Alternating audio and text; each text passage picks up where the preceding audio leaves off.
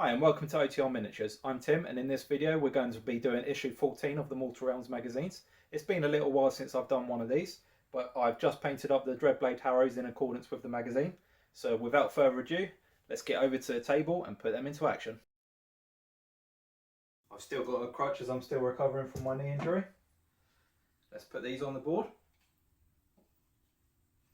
So we've got our playmat, we've got our mausoleums, the two fences, and we're seeing the Dreadblade Harrows face off against a Gryph Hound and 5 Castigators. So let's just jump straight into turn 1, and we're starting with Nighthaunt. Now these Ghost Riders are really fast.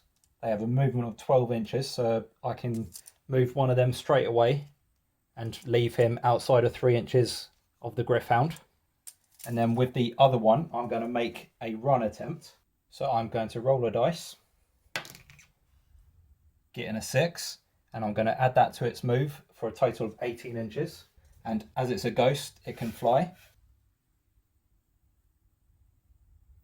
So I'm going to move him 18 inches and end up on the other side of this fence, which ends the movement phase and puts us into the shooting phase. And the Dreadblade Harrows do not have missile weapons, so we'll be moving on to the charge phase. So we'll be beginning charging the Gryph Hound, which is only 3 inches away, so with 2 dice we should easily make that. 5, so we're straight in. And this second Dreadblade Harrow is within 12 inches of these front 3 Castigators, so we'll attempt to charge on them.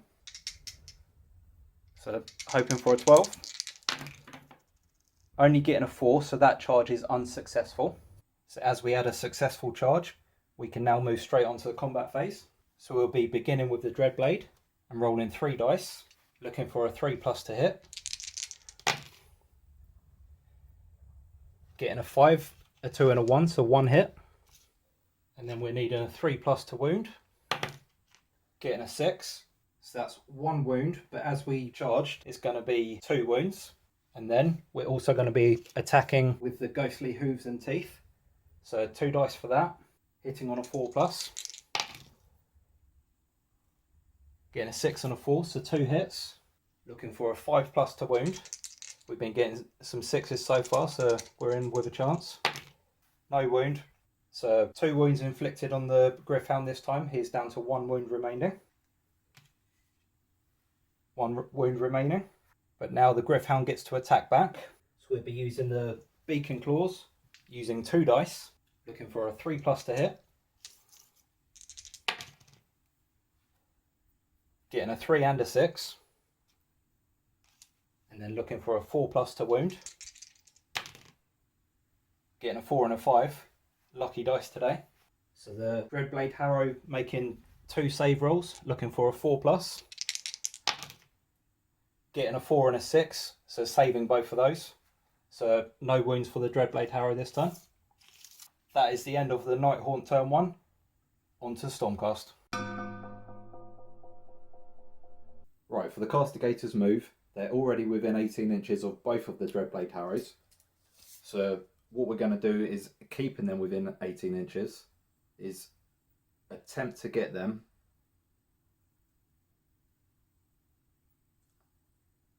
at the point that is furthest away from the Dreadblade Harrows, but keeping them within shooting range.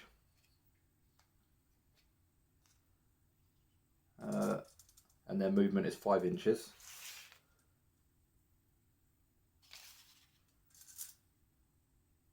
Just in an attempt to stay outside of charge range of at least one of them. And the Gryph Hound is already in combat, so we won't be moving that. So onto the shooting phase. And the Castigators with their Thunderhead Great Bows have 1 shot each, and we're looking for a 3+ to hit. So 4 out of the 5 hitting, and then looking for a 3+ to wound. So 3 wounds. And I think I forgot to mention, they are all aiming into this Dreadblade Harrow here.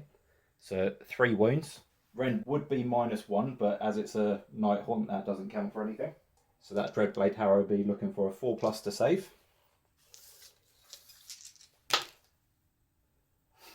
making 1 save, and with its 5 wounds, means that it's now down to 3. So that's the shooting phase over, onto the combat. And for that, we've only got the Gryph Hound.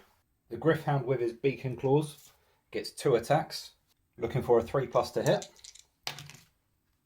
getting 2 6s, which unfortunately there's no bonus for, looking for 4+ to hit, to wound, getting another 6, so that Dreadblade Harrow is now down to 4 wounds remaining. Don't worry, I just realised I didn't make any save rolls. So the Dreadblade Harrow needing a 4+ to save, getting a 4, so no wounds. Now with the Gryph Hound only being on 1 wound remaining, I'm going to use the darting attacks and withdraw him 6 inches.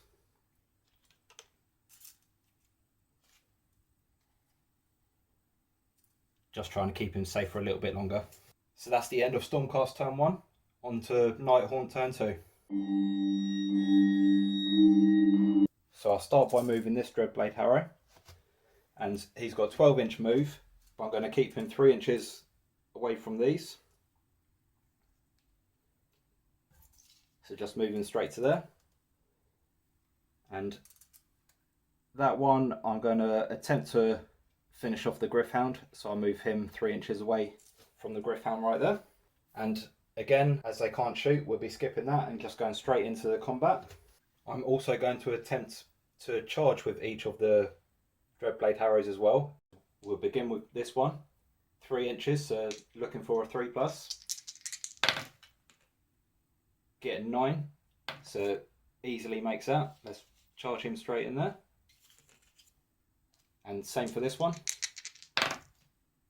Same again, 9, charge him straight in. So we'll be adding +1 to the damage caused by each of these in this turn. So onto the combat. We'll begin with the Dreadblade, starting with this one at the back. So 3 attacks, looking for 3+ to hit. All 3 hit, looking for 3+ to wound. 2 wounds, plus we charge, so that would be 3 wounds, but he's only got 1 wound remaining, so hopefully he's good with the save rolls. And the Gryph Hound has no saves actually, so we can remove that from the board.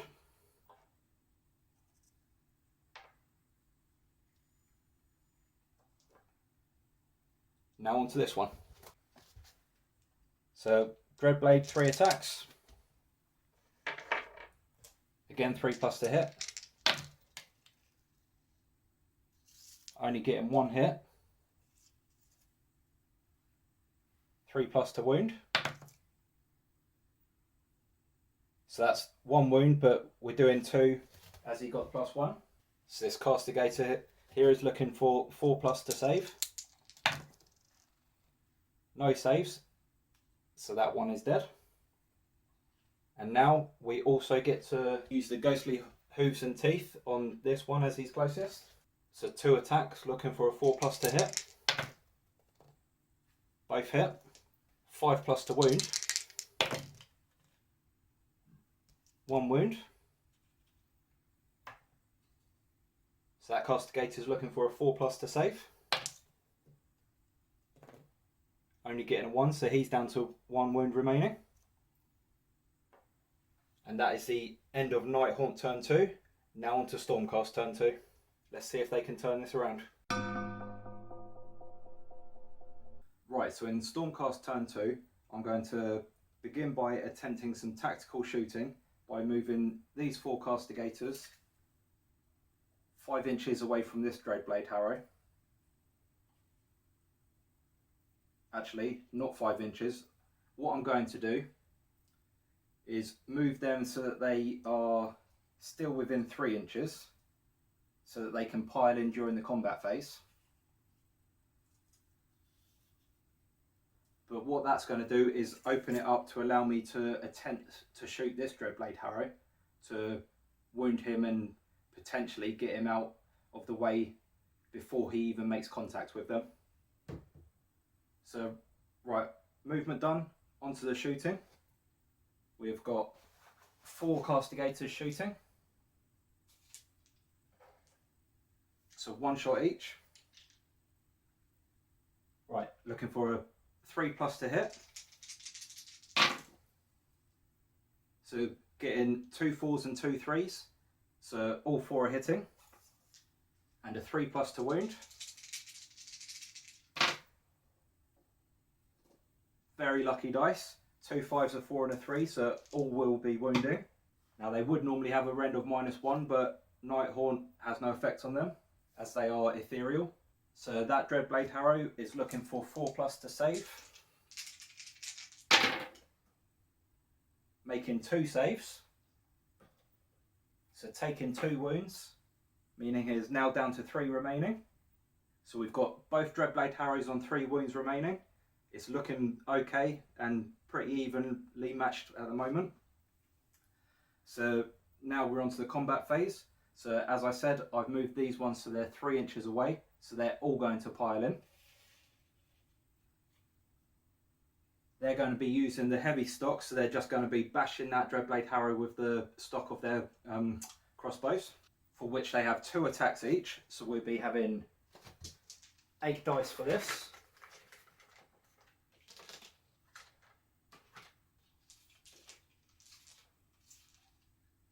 So that was a great tactic in order to maximise potential wounds. And we're looking for a 4+ to hit.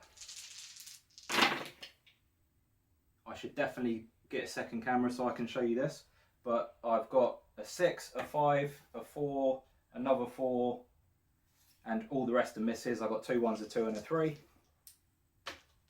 So we've got 4 hits. Looking for a 4+ to wound. Only scoring 1 wound. Can that Dreadblade Harrow make the save? So 4+. He's unsuccessful, rolling a 3. So 1 more wound for him. He's now down to 2.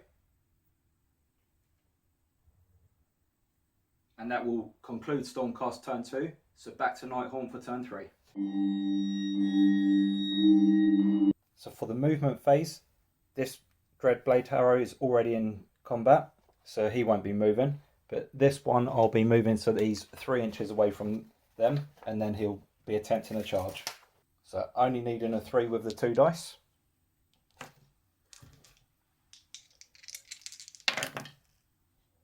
Just making it. So successful charge there. So now onto the combat. And we'll begin with the one that didn't charge. Starting with his Dreadblade. 3 dice, looking for 3+ to hit. Scoring 3 hits. Looking for 3+ to wound. Getting 2 4s, so 2 wounds. And the Castigators having a 4+ save. Getting 2 5s, so no wounds inflicted. Onto the ghostly hooves and teeth. So looking for a 4+ to hit. Failing with both. Not good for that Dreadblade Harrow. So onto the other one, who did charge. So we're going to be adding 1 to his damage. So Dreadblade again, 3+ to hit. No hits. So straight onto ghostly hooves and teeth. 4+ to hit. Getting a 4 and a 6, so at least he's making some hits this time. Looking for 5+ to wound. 2 5s, so 2 wounds, so we'll just remove that Castigator there. I've got to make an apology. I've just realised that in all but the very first combat round, I've been doing it wrong. I've only been doing combat for whoever's turn it has been. I haven't been doing the other sides. So as it's been even up till now, I'm not going to go back and replay it. I'm just going to continue playing it properly. So now the Castigators will have a chance to actually attack back in this combat phase. So we've got these 3 Castigators that will be using their heavy stock again on this Dreadblade Harrow. So 2 attacks each. Looking for 4+ to wound. Let's clear some dice.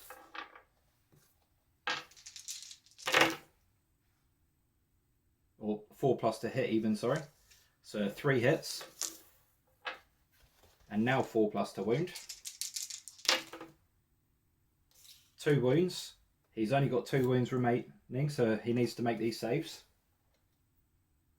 So Dreadblade Harrows looking for 4+ to save. Only getting 2 2s. So that is it. He's now out of the game. So this could be looking very different if I've been playing properly from the start. But we're now on to Stormcast turn 3. And for their movement, all I'm going to be doing is making sure that they are all 3 inches away, so that during their combat they can just pile in.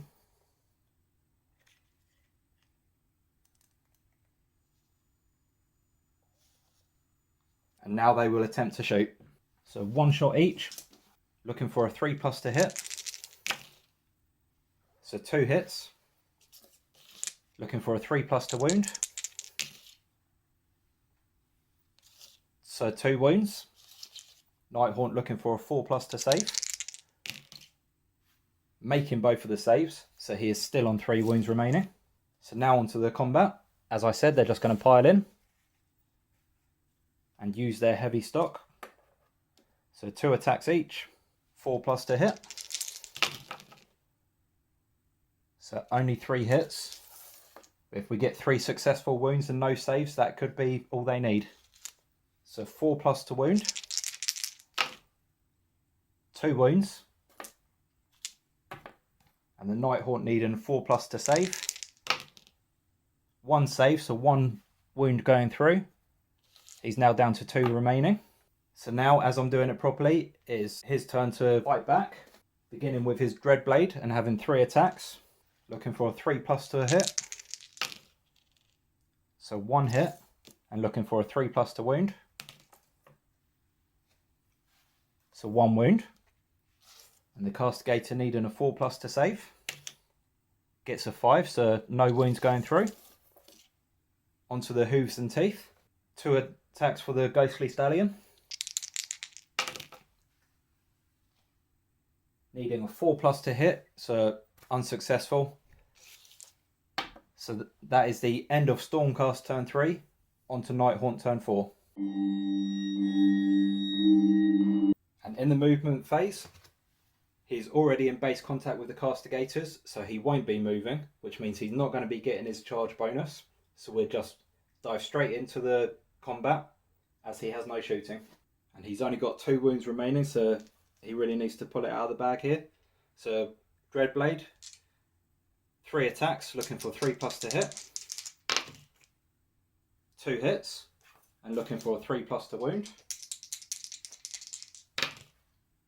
1 wound, and the Castigator needing a 4+ to save. Getting a 5, so no wounds going through. Onto the hooves and teeth. Looking for 4+ to hit. Getting 1 hit, and looking for a 5+ to wound. Getting a 6, so 1 wound.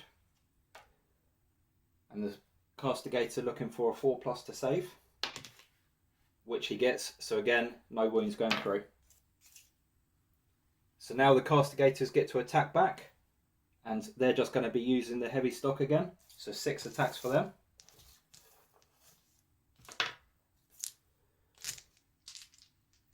Needing a 4+ to hit. So 3 hits. And a 4+ to wound. 1 wound. And the Dreadblade Harrow needing a 4+ to save. Gets a 5. So again, no wounds going through. So that was a pretty uneventful round. So now on to Stormcast turn 4. Again, no movement. Actually, yes we will, because we want to shoot. So again, we'll just be using the tactic of moving them 3 inches away. and attempting to take him down with arrows before having to get into hand-to-hand combat.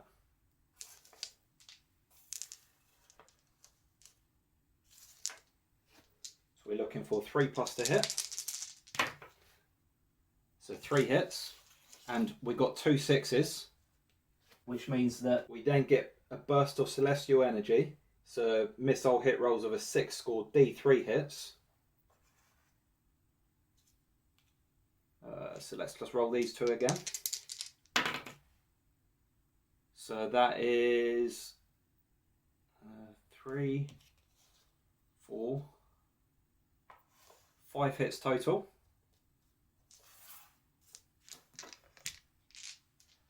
Looking good for them. And then needing a 3+ to wound. So 3 wounds. Nighthaunt needs to make at least 2 of these saves. Otherwise that Dreadblade Harrow is dead. So 4+.